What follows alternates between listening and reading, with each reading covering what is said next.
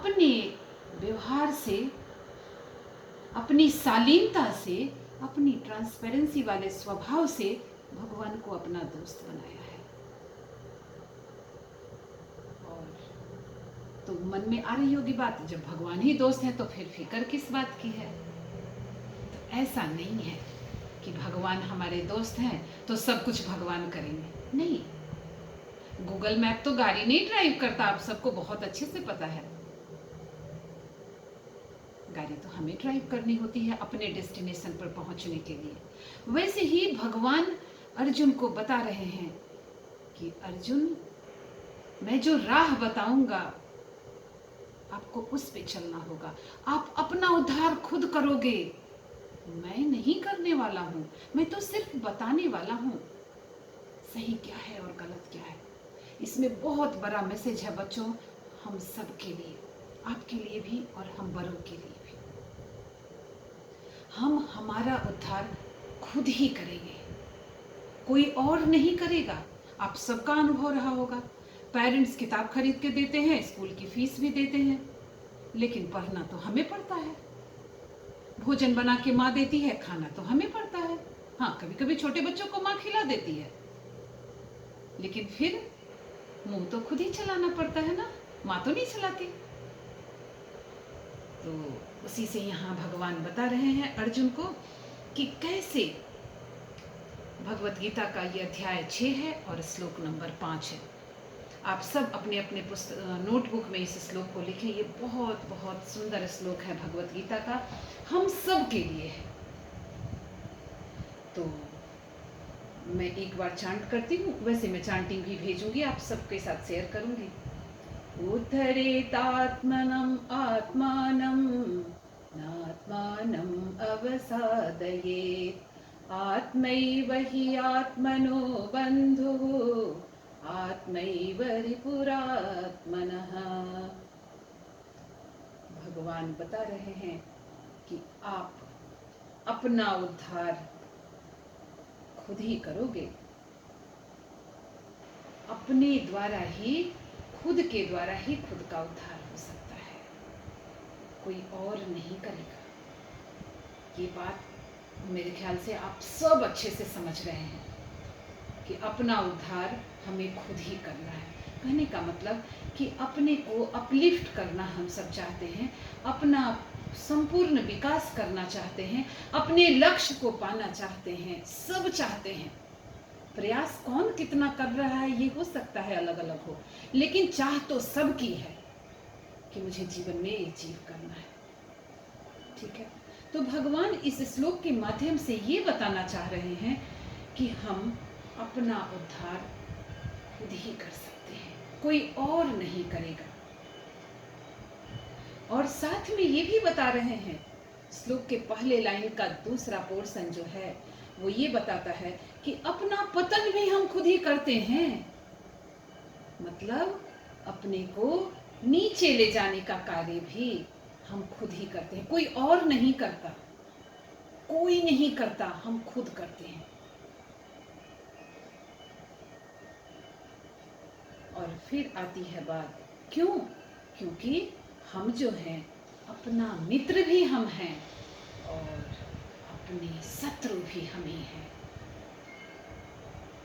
तो ये बात तो समझ में आ गई कि हम अपना मित्र हैं और हम ही अपने शत्रु भी हैं, और हम अपना उद्धार हम ही खुद कर सकते हैं। ये बात बिल्कुल क्लियर, आई होप आप सबके लिए है। तो अपना उद्धार करना है, अपने को अपलिफ्ट करना है, ये इसमें आई होप आप सब कहोगे हाँ, अपना उद्धार करना है, अपने को अपलिफ्ट करना है, अपने को सबसे ऊंची वाली मंजिल पर पहुंचना है। किसी को भी इसमें नहीं है कि नहीं नहीं मुझे नहीं पहुंचना, मैं जहाँ हूँ यहीं रहना चाहता हूँ, मैं छोटा हूँ, बच्चा हूँ, क्लास 8 में पढ़ता हूँ, मैं यहीं रहना चाहता हूँ, ऐसा कोई भी नहीं कहेगा हमें से। तो बात अब आती है कि क्या मतलब है इसका, कि अपने को अपलिफ्ट करना, अपने को ऊपर लेकर चलना, अपना उद्धार करना, रेस्क्यू ऑपरेशन अपना करना क्या है? जब कहीं कोई फंस जाता है तो देखते हैं हम लोग टीवी पर ना, रेस्क्यू ऑपरेशन किया गया, कोई बच्चा पानी में गिर गया हो, कहीं कुछ हो गया हो तो रेस्क्यू ऑपरेशन, कहीं कोई दुर्घटना हो जाती है तो रेस्क्यू ऑपरेशन होता है।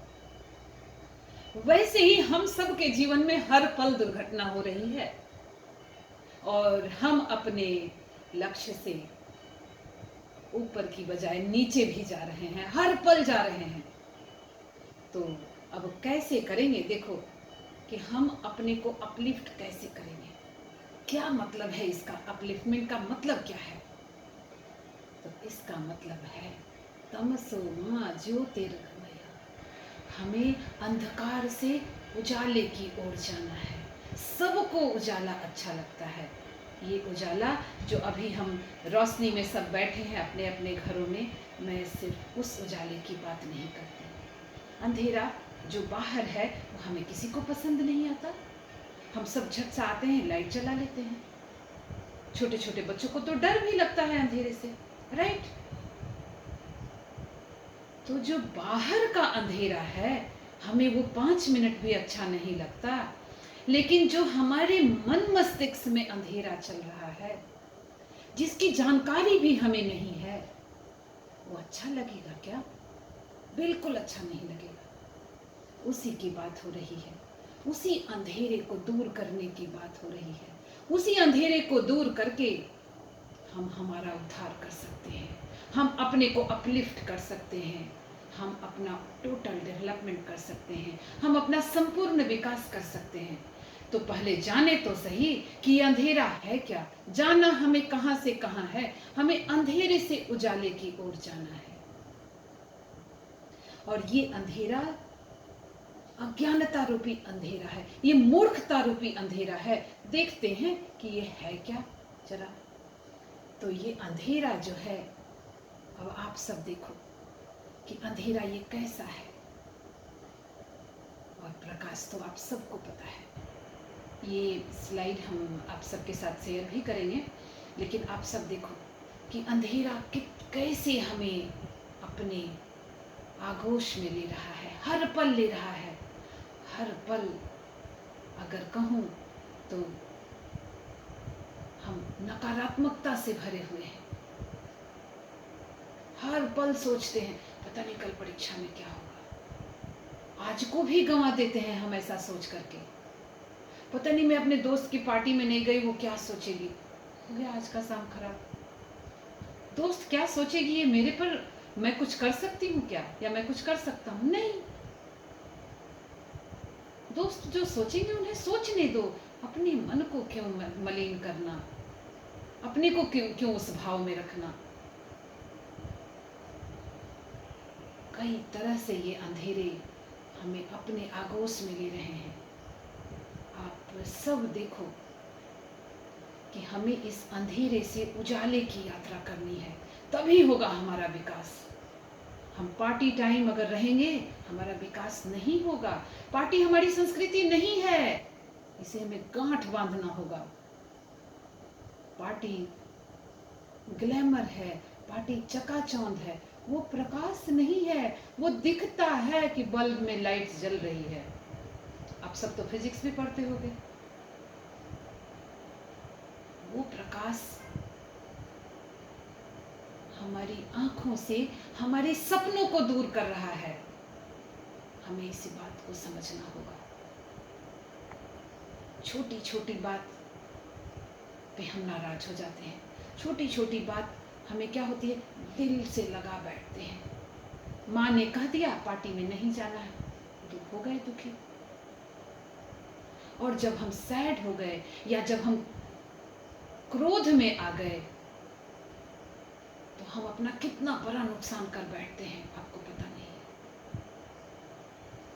उसके बाद हम क्या करते हैं, हम दूसरों को कॉपी करना चाहते हैं। एक बहुत बड़ी काली रात की तरह है ये सब है। कॉपी करना, दूसरों की नकल करना बहुत बड़ा अंधेरा है। अगर नकल करनी है तो महान लोगों को नकल करो ना। अगर नकल करनी है तो हम आप सब ने जिस संस्कृति में जन्म लिया है, लोगों की कमी है क्या उसमें? अपना रोल मॉडल बनाना है तो किसी ग्रेट पर्सनालिटी को बनाओ,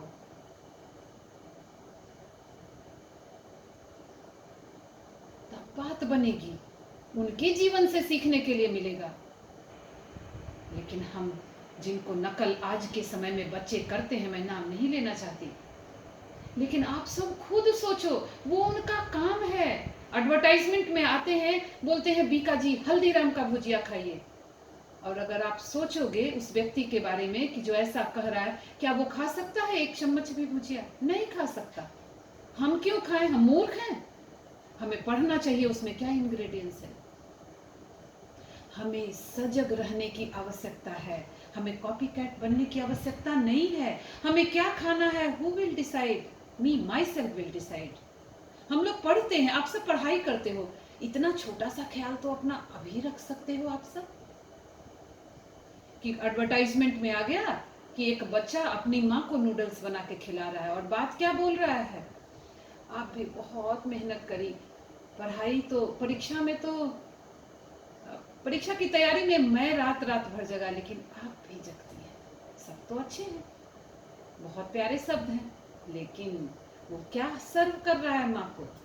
नूडल्स माँ को खिला रहा है। माँ की आंखों में क्या चमक दिख रही है नूडल्स खा के। ऐसे बच्चे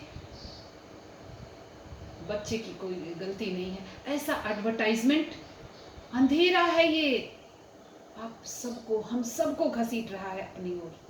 ये फिल्म स्टार्स आते हैं और करोड़ों चार्ज करते हैं, एक कोल्ड ड्रिंक्स का एडवर्टाइजमेंट लेकर आते हैं, जिस कोल्ड ड्रिंक्स को बनाने में 50 पैसे भी खर्च नहीं होते, हम खरीद के लाते हैं, I don't know how much price, but लेकिन उसके साथ जो हम बीमारी लाते हैं उसका तो कोई हिसाब ही नहीं है।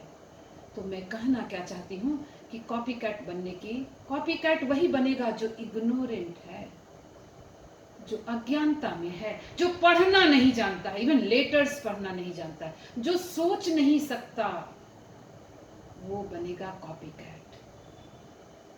कॉपी करना ही है तो विभूतियों को कॉपी करो। भाग्यशाली हैं हम सब जो इस धरा पर जन्म लिए, जहां अनगिनत ग्रेट पर्सनालिटीज हैं, जिनको भी चाहो जहां से भी चाहो उठाओ और उनके जीवन को पढ़ो और उनको फॉलो करो। तरह तरह के सोशल मीडिया पर इन लोगों को फॉलो करने से कुछ हासिल तो नहीं होगा, नुकसान जरूर होगा, ये बात पक्की वाली तय है। तो ये हमें लो मोरल सिखाते हैं, उल्टी सीधी बातें बोलते हैं, उल्टी सीधी हरकत करते हैं, हम वो कॉपी कर रहे हैं, ये है अंधेरा। हम अपनी आदतों में ऐसी आदत शामिल कर रहे हैं जो हमारे विकास में बाधक है, वो है अंधेरा। जैसे अगर किसी ने कुछ कहा, हमने जल्दी से जवाब दिया बिना सोचे हुए, और जवाब देने का जो हमारा लहजा है, जो हमारा वे ऑफ प्रेजेंटेशन है, वो मर्यादा से बिल्कुल परे है, उसमें कोई शालीनता नहीं है, कोई नम्रता नहीं है। हमें कोई बात अच्छी नहीं लगी, हो सकता है ऐसा, लेकिन हम ढंग से आदमी की तरह तो व्यवहार कर सकते हैं ना। आए दिन सुनने के लिए मिलता है कि बच्चे अपनी माँ के साथ बदतमीजी करते हैं। इसको बैड हैबिट नहीं, इसे वर्स्ट हैबिट कहेंगे। माँ के साथ, जिसका कर्ज हम अपनी जान देकर भी नहीं चुका सकते। हमारी सनातन संस्कृति में एक ही शख्स ऐसा है जिसका कर्ज हम कभी नहीं चुका सकते, वो हमारी माँ है। कभी नहीं, कोई भी नहीं चुका सकता माँ का कर्ज। तो माँ का कर्ज चुका नहीं सकते तो उसके प्रति व्यवहार में तो हमें होशियारी बरतनी होगी, व्यवहार में तो हमें नम्रता लाना होगा। माँ हमारी कितनी एजुकेटेड है कोई मायने नहीं रखता, माँ मेरी माँ है बस, माँ मेरी जननी है, माँ मेरी पूरा संसार है, माँ ही मुझे पूर्ण करती है, माँ ही मेरी सांसों की दाता है, और इस सांसों की रखवाली भी वही करती है।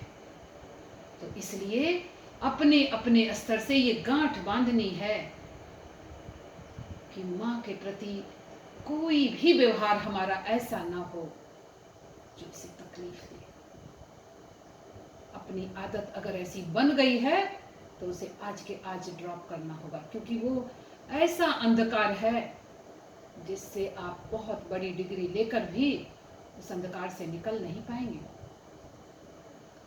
उसके बाद अंधकार हमारी कमजोरी भी है, हमारी आपकी सबकी कोई ना कोई वीकनेस होती है। तो वीकनेस को धीरे धीरे ही सही उसे दूर करना होगा। किसी को वीकनेस होती है संडे के दिन हम 10 बजे तक सोए रहे, बहुत सोने की आदत है, तो थोड़ी थोड़ी पीछे ले जाएंगे घड़ी को।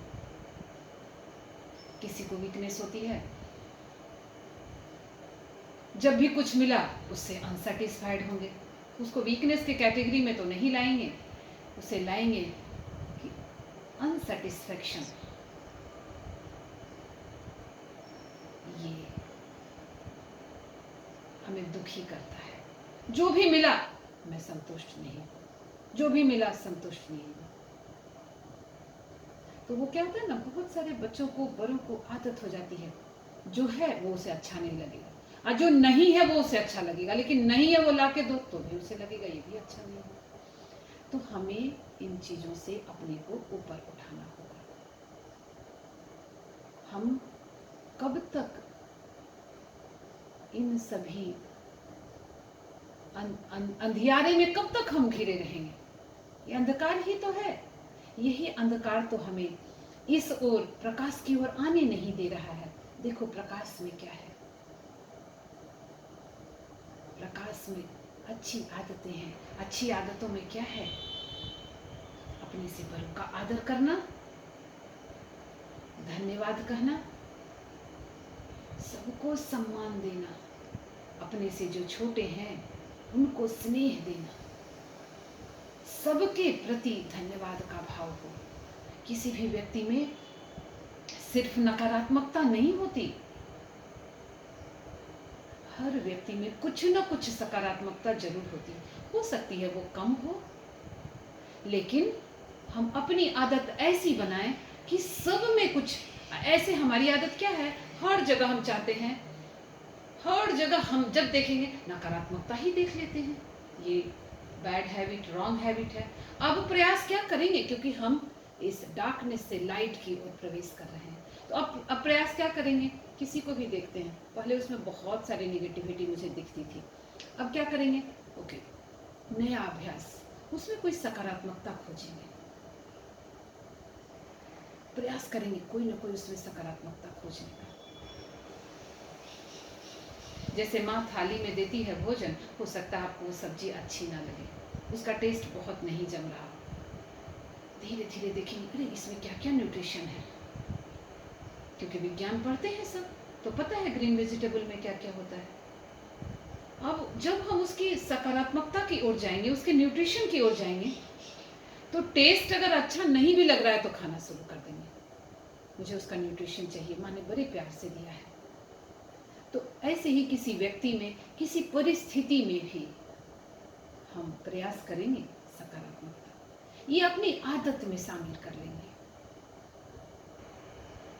और फिर हम पहले भी हम बात कर चुके हैं कंट्रीब्यूटर की, हम अपने को ऐसे रेज करेंगे कि हम 24-25 साल के बाद जब हम अपनी पढ़ाई कंप्लीट करें तो हम कंज्यूमर से कंट्रीब्यूटर की ओर प्रवेश कर जाएं। तो जब हम कंज्यूमर हैं तभी से हम अपने को सोचें, तभी से हम विचार करें कि हमको अपने को ऐसे ऊपर उठाना है। ये जितने हाथ लगे हैं मुझे ऊपर उठाने में, इन सबका ख्याल मैं रखूंगी और रखूंगा। मैं अपने को ऐसे रेज करूंगा कि मैं कंट्रीब्यूटर बन सकूं। और सकारात्मकता, हर जगह सकारात्मकता,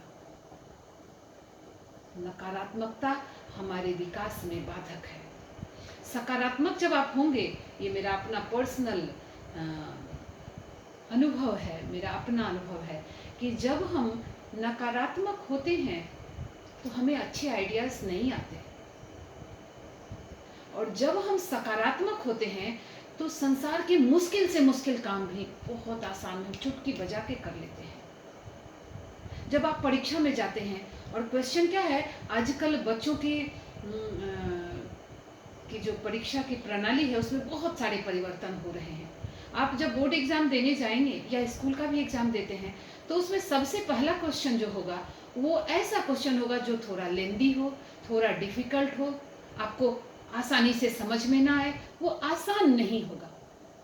ये इसलिए दिया जाता है ताकि बच्चों की मन स्थिति को आंका जा सके कि ये बच्चा परेशानी आने पर कैसे रिएक्ट करता है। तो बच्चे जो हैं, बहुत सारे बच्चे उस पहले दूसरे प्रश्न की का जो है ना, जो वो थोड़ा सा उनको प्रतिकूल लग रहा है, थोड़ा टफ लग रहा है, वो उनकी मन की स्थिति ऐसी बना देता है कि वो 2 क्वेश्चन के टफ है उसके चक्कर में वो बाकी सब क्वेश्चन को गलत कर देते हैं। तो यही चेक करने के लिए ऐसे प्रश्न दिए जाते हैं कि बच्चे की मन स्थिति कैसी है, बच्चा कैसे हैंडल करेगा एडवर्स सिचुएशन को, ये चेक करना होता है। तो यहाँ हमारे बच्चे क्या करते हैं, ओके टफ है ना, इसको मैं एंड में देखती हूँ। जहाँ हम लोग जब छोटे थे तो हमें जब पढ़ाया जाता था, परीक्षा के पहले बताया जाता था कि भाई जब प्रश्न पत्र आए तो पहले जो सहज हो उसी को आंसर करना। हम लोग बचपन में ये सीखे।